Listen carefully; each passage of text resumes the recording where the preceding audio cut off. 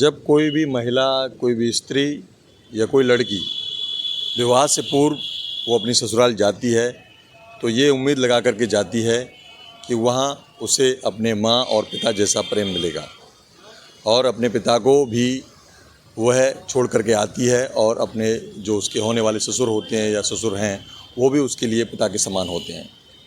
जी हाँ दोस्तों, आज हमारे साथ एक ऐसी महिला हैं जो खुद कानून की जानकार हैं और कोर्ट में प्रैक्टिस करती हैं, एडवोकेट हैं, लेकिन उनके साथ जो आज हादसा हुआ उसके बारे में हम जानेंगे।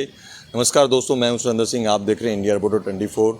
आज हमारे साथ एक महिला मौजूद हैं जिन्होंने अपने जीवन के 22 साल अपनी ससुराल में गुजारे और वो एडवोकेट हैं, लेकिन एक वाक़या उनके साथ हुआ जिसको सुन करके, जिसको देख करके, जिसको अनुभव करके हर महिला का दिल अपने आप में कांपने लगेगा और वो सिहर जाएगी और कहीं न कहीं उसकी आंखों से आंसू निकलेंगे। जी अनीता जी, क्या मामला था बताइए। कुसुम शर्मा, मेरा नाम कुसुम शर्मा है। मेरे साथ में मेरे ससुर ने बलात्कार करने की पूरी बलात्कार कर ही दिया, ये समझो। हमारे साथ में गंदी फिंगर वगैरह टॉयलेट की जगह पे लगा दिया और मेरे कपड़े फाड़ दिए और बोल रहे थे बहनचोदी जाको इस तो जान ही ले लेंगे या इसे मार ही डालेंगे, और चौतरे पे पटक लिया और उसके ऊपर हमारे ऊपर चढ़ गया वो, और दोनों जांघों के बीच में हाथ फेरने लग गया और अंदर सुसु की जगह में उसने हाथ डाल दिया और गले में इस तरीके से हाथ के तिरे को मार बहनचोदी को मार ही डालेंगे, और एक पत्थर लेके मेरे सिर में मार दिया जिससे ये देखो घूमरा हो रखा मेरे ये। इसके बाद मेरी जेठानी आई, जेठानी ने बाल पकड़ लिए, बोले पिताजी इसको तो मार ही डाला, रोज़ रोज़ कोर्ट कचहरी या थाने में पहुंच जाती है एप्लीकेशन देने के लिए, और जाए आज देख ही लियो ढंग से। इस तरीके से करते हुए मैंने जैसे वो हाथ लगा रहा था, 2 बार हाथ लगा चुका वो, तो मैंने कहा कि मेरे तो दीदी बाल पकड़े, पिताजी मतलब इस तरीके से कर रहे। मैंने फिर उनमें धक्का दे के लात मारी, जैसे जेठानी आई तो थोड़े वो ढीले पड़े, तब मैंने उनको धक्का दे के लात मार के मैं अपने आप को बचा के भागी। जो भागी वहाँ से, तब भी वो बीच बीच में मुझे मारते हुए ले जा रहे थे।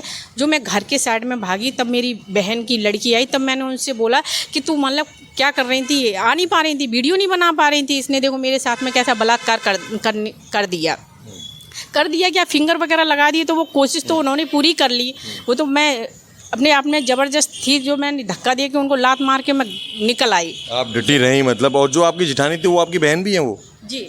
तो क्या जब आपकी वो बहन है, आपकी बहन कहते हैं बहन का अपने में प्रेम होता है, लेकिन ऐसा क्यों है कि बहन आपके साथ गलत हो रहा है फिर भी बहन आपके ससुर के साइड में, ऐसा क्यों? जी, उनका तो वह सोने पैसे रुपयों और धन दौलत से मतलब है, उन्हें इससे मतलब नहीं है कि कौन बहन है क्या है। वो तो अपने हस्बैंड को बता दी हैं कि वो तो माचिस के खोखा हैं, वो क्या करेंगे। और जब भी शादी भी होके आई थी तब बताती थी घर जाके कि मतलब हमारा आदमी किसी काम का नहीं है। तो पूरा गांव घर रिश्तेदार सब कहता है कि वो उनका ससुर का उनका चक्कर चल रहा है। अब क्या चल रहा है, वो ऊपर वाला मालिक है उसका। उन लोगों में वो ससुर जो हमारे जेठ हैं वो तो किसी काम के है ही नहीं है, झाड़ू पोंछा सब वही करते हैं आए दिन। और बस उनकी मैडम और पिताजी भी है, जो पिताजी क्या, अब तो वो कुत्ता है, मैं तो ये बोलूँगी। ससुर भी नहीं है वो मेरा, पिता भी नहीं है। अगर मैं पिता बोलूँगी तो ये शब्दों का थोड़ा सा नहीं, उसने क्या चैनल पर शब्दों का हमारा इतना बहिष्कार किया है। जब मेरी शादी होके भी आई, 17-18 साल की थी मैं, शादी होके आई, तब ये मेरे बाथरूम में ज़बरदस्ती घुस गया, क्योंकि हस्बैंड यहाँ रहते नहीं थे, जेठानी जेठ चले गए थे वहाँ नौकरी पे छोड़ के। तो घर में केवल हम ही 2 मंजिल मकान है, हम और हमारे ससुरी थे। ये अब हमारे बाथरूम में ज़बरदस्ती धक्का दे के घुस आया। मैं चड्डी पहन के बैठी थी तो मैंने कहा पिताजी। जब उसने मुझे नंगा उंघारा देख लिया तब वो बोला हाँ तू बैठी है, वो चला गया। मैं रो के अपने जेठ से शिकायत की, मैंने हस्बैंड से शिकायत की, मैंने अपने मायके में भी शिकायत की, जिससे मेरी कोई सुनवाई नहीं। ये कह दिया, दबा दिया कि चलो ससुर है, किसी घर में होते हैं बुजुर्ग, बात को थमा दो नहीं तो समाज में फैल जाएगी। मैं सो रही होती हूँ तो तब मुझे साड़ी पहनने का कोई आइडिया नहीं होता, तो वो हमारी ऊपर छाती पे साड़ी रात में रख जाती, टॉर्च लगा के देखता। जब मुझे महसूस हुआ कोई मुझे देख रहा है तो मैं फट से मैंने साड़ी नीचे की। मैंने कहा पिताजी क्या बदतमीजी क्यों कर रहे हो, हमने की टॉर्च क्यों लगा रहे हो। तो चुपचाप अपने कमरे में चले जाते, क्योंकि गोरमी ऐसा एरिया है कि यहाँ लाइट रात में नहीं रहती, तो मुझे छत पे ही सोना पड़ता था। तो ये जैसे आपको कितना समय हो गया आपके विवाह हुए, और ये हरकत उन्होंने शुरू से ही कर रहे हैं क्या? जी, हमारी शादी को 22 साल है, होने को जा रही हैं। 4 मार्च को हमारी शादी को 22 साल हो जाएंगे। ये इन्होंने हरकत हमारे साथ शुरू से ही की।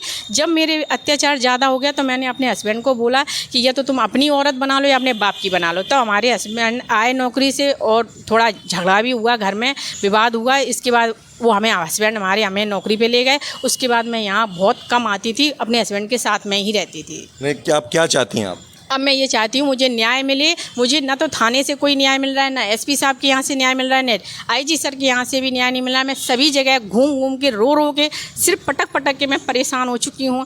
इतनी एप्लीकेशनें दे चुकी हूँ, सर मेरी सुनवाई करो। थाने में प्रभारी बोल रहे हैं, टीआई सर बोल रहे हैं कि जब तक ऊपर प्रभारी हमें खुद फ़ोन करके नहीं बोलेंगे तब तक मैं आपके ससुर की कार्रवाई आगे नहीं बढ़ा सकता। मैं उसी कार्रवाई के लिए मैं यहाँ आईजी सर से मिलने आई हूँ और एसपी सर से भी अभी मिलूंगी कि मेरी उनको वही थाना प्रभारी को आपके कलम पे विश्वास नहीं है, उन्हें उनकी कॉल पर विश्वास है। तो आप उन्हें कॉल करके बोलिए और हमारी जो कार्रवाई जो हमारे ससुर ने हमारे साथ में बलात्कार किया है उस कार्रवाई उसकी आगे बढ़ाई जाए। एक महिला एडवोकेट, महिला वकील अपने साथ हुए अन्याय के लिए कैसे इंसाफ मांग रही है, इसका जीता जागता उदाहरण आपको इससे अच्छा कहीं नहीं मिलेगा। आज आईजी ऑफिस में ये उनके मिलने के लिए आई हैं। तो हम आपको बता दें कि खबरों की अपडेट्स के लिए हमारी नज़र और हमारी खबर हमेशा उन पर बनी रहेगी। तब तक के लिए नमस्कार, धन्यवाद।